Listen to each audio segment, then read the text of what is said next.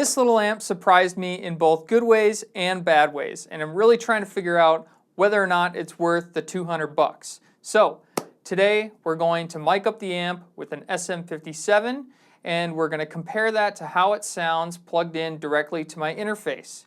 We're going to play the amp on both clean and dirty, and I'm going to set the EQ at the 12 o'clock position for bass, middle, and treble, and you're going to be able to hear what the amp sounds like without any studio magic. Let's start by talking about the features.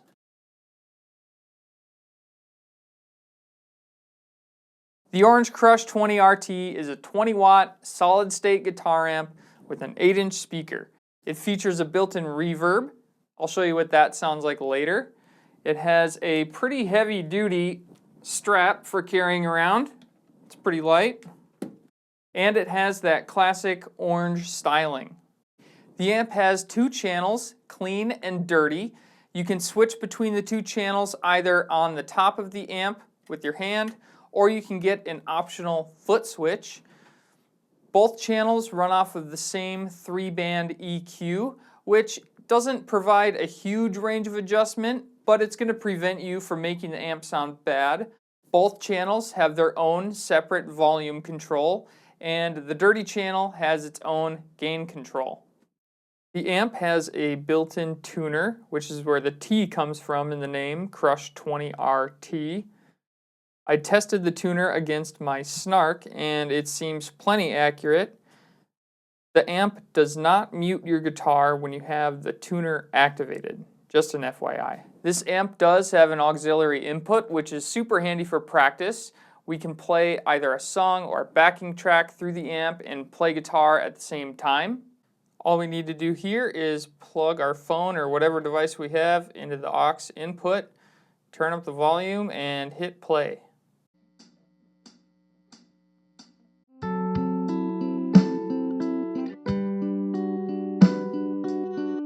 If you've got yourself a set of headphones, you can pair them with a 1/4-inch adapter.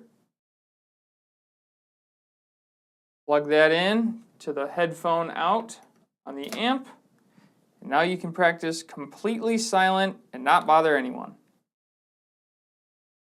One really cool feature that this amp has is a built-in cabinet simulator.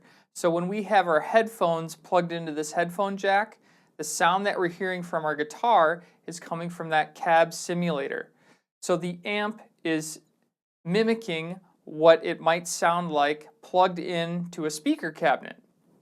What's really cool about that is that I can take my speaker cable, plug that in to the headphone jack, and then run the other end directly into my interface and use that signal for recording. I get a really nice crisp signal from the amp, and also I don't have to worry about any other ambient noises in the room like I might have to worry about if I was just putting a mic in front of the amp.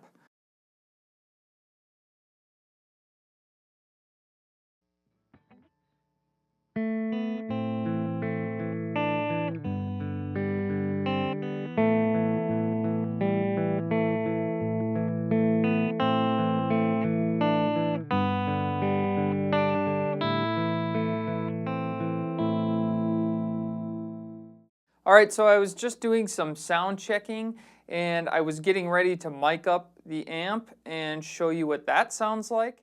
Started turning up the volume of the amp. I found something kind of interesting. I've been getting this really bad buzzing sound from, it seems like, the back panel of the amp.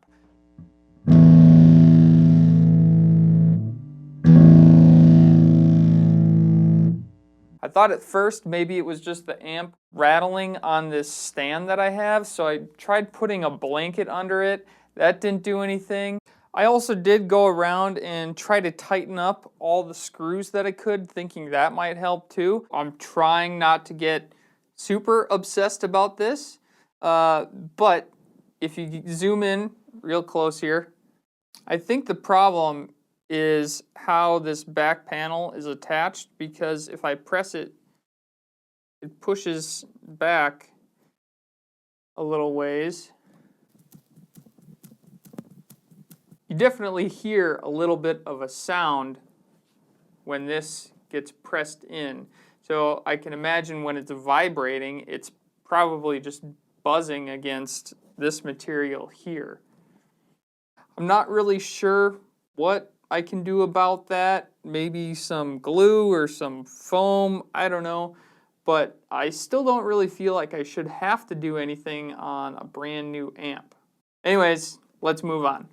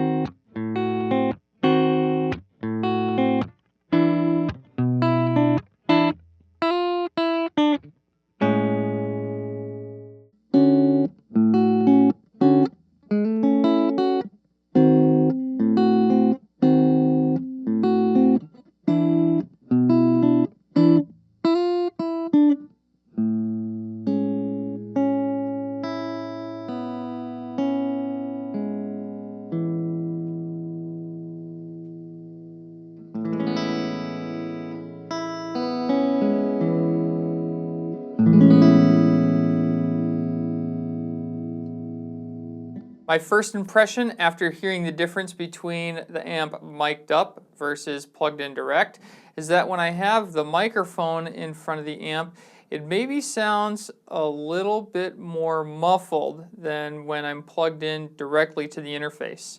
Let's hear what the amp sounds like with a completely different guitar plugged direct into the computer.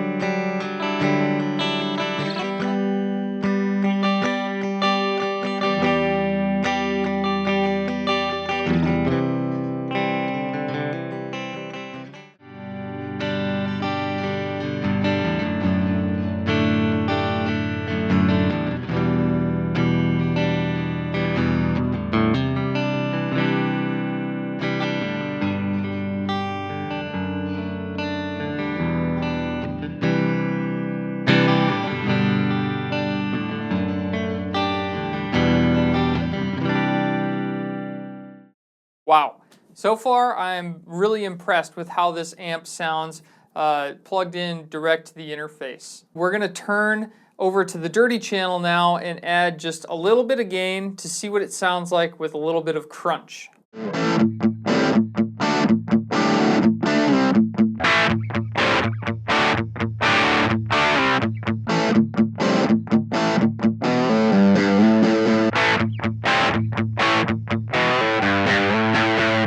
I'm definitely starting to hear more and more of a difference between having the amp plugged in direct using that cab simulator and using the microphone. With that little bit of crunch, I kind of preferred having the microphone in front of the amp rather than plugged in direct. The direct signal seemed to have a little harsher of a sound to it. I kind of liked the smoothing out of the sound having that microphone in front. Let's hear once again what the amp sounds like with a different guitar and just a little bit of crunch.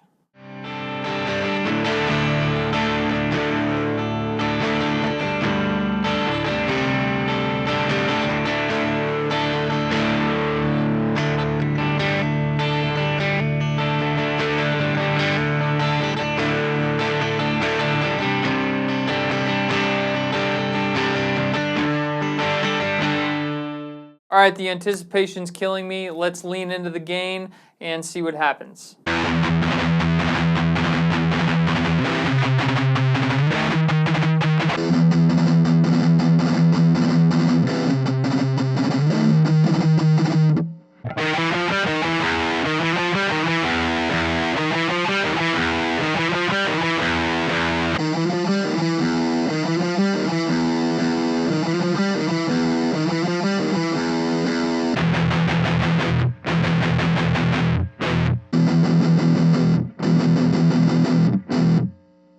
All right, first off, the amp sounds great. It has a very unique sound. I haven't even turned the gain up all the way. It seems to have plenty, but I'm really blown away by how different it sounds plugged in direct versus having the mic up to the speaker.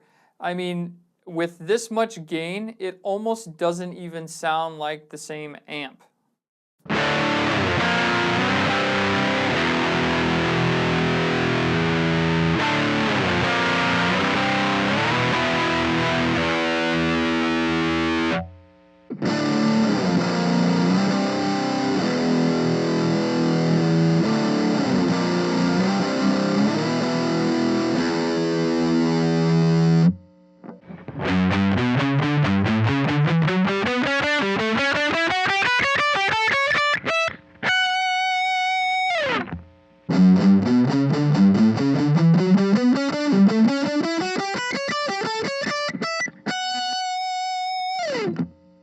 When I have this much gain coming through this amp, I definitely prefer to have the amp plugged in direct to the interface. I think it just sounds really nice and crisp and clear, and the distortion sound that I'm getting from the cab simulator sounds really good. I've tried personally recording using different plugins and whatnot with, all the adjustments in the world, and I always end up making my guitar sound like crap. So this actually sounds really good, even not doing anything with the EQ in the computer or on the amp itself. I just got the treble, bass, and mid all set to 12 o'clock, and it sounds awesome. I did like the sound of the microphone when I just had a little bit of distortion on, and for the clean channel, I could go either way depending on the sound I wanted. I think for simplicity's sake, if I use this amp for recording, I'd probably just plug it in and use that cab simulator. It's just really convenient and easy. If somebody's talking in the other room, it's not going to pick that up. If I have fans on, it's not going to pick that up. I'm going to have my friend Eric play on his guitar again. We're going to add some reverb and see what it does.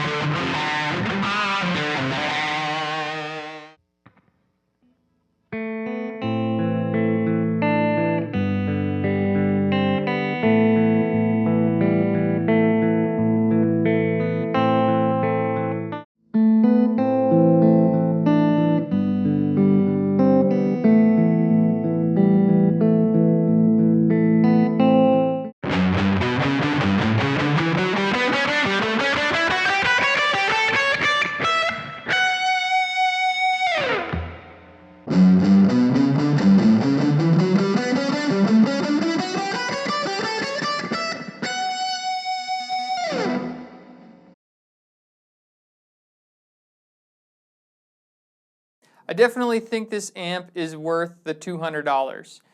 It's pretty versatile. I'm going to be able to use it in my guitar lessons, and I think my students are going to get a kick out of being able to play out of an Orange, even if it is a small one. And I think they're going to have fun playing around with the reverb. I really like the cab simulator. I'm pretty impressed by that. And I don't know, I think even on my own recording projects, it'll be fun to throw it in the mix.